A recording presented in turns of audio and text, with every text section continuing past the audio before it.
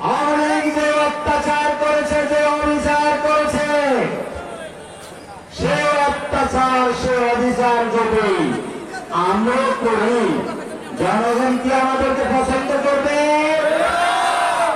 তাহলে কুকুর পায়ে কামড় দিলে কুকুরলে কি আপনারা পাল্টা কামড় দেন?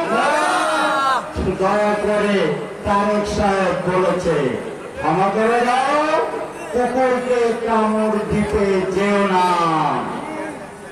তাহলে কি যারা আপনাদেরকে অত্যাচার করেছে, আপনারা কোর্টের বারান্দায় যাদের জন্য ঘুরেছেন, ওরা যদি অন্যায়ভাবে অত্যাচার করে, তাহলে আপনাদেরকে আমি বলেছি সেই সন্ত্রাসীদের বিরুদ্ধে আপনারা মামলা করে আইনের দ্বারা আমরা তাদেরকে শাসন করব।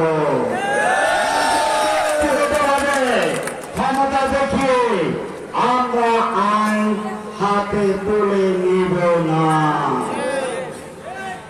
এলাকাবাসী, সামনে ভোট আসবে, জানি না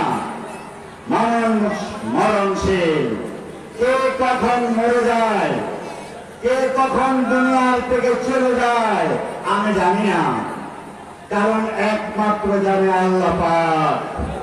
তবে একজন মানুষ সম্বন্ধে আমি আপনাদেরকে বলে যেতে চাই, 2008 সালে আমি মনোনয়ন পেয়েছিলাম, 2018 সালেও পেয়েছিলাম। অন্যপক্ষে আপনাদের এলাকার কিছু দালাল আছে, ওই দালালদেরকে আহ্বান করেন, আপনাদের নেতার মনোনয়ন পেপারটা আমাকে একটু দেখান। যদি দেখাতে পারেন, আমি ফরিদগঞ্জ থেকে চলে যাব, আর ফরিদগঞ্জে আসবো না।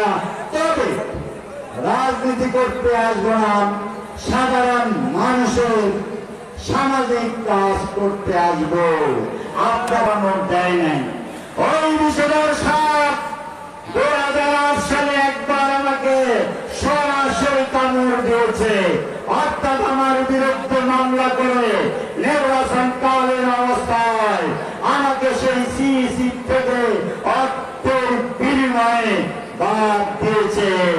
সেই প্রতিশোধ কি আপনারা নিতে চান? 2018 সালে দেখেছেন আমি মনোনয়ন পেয়েছি, অপর পক্ষে ওই ভদ্রলোক চাঁদপুরে মনোনয়ন পায় নাই, সিইসি তো পায় নাই, কোর্টও পায় নাই, পেয়েছে ওই মনোনয়ন এসটি নাম করতে অর্থের বিনিময়ে। তাহলে উনি কি বিএনপি করেন? আর প্রমাণ চান উনি বিএনপি করেন? ওই প্রতিশোধ আপনারা কি নিতে চান কিনা?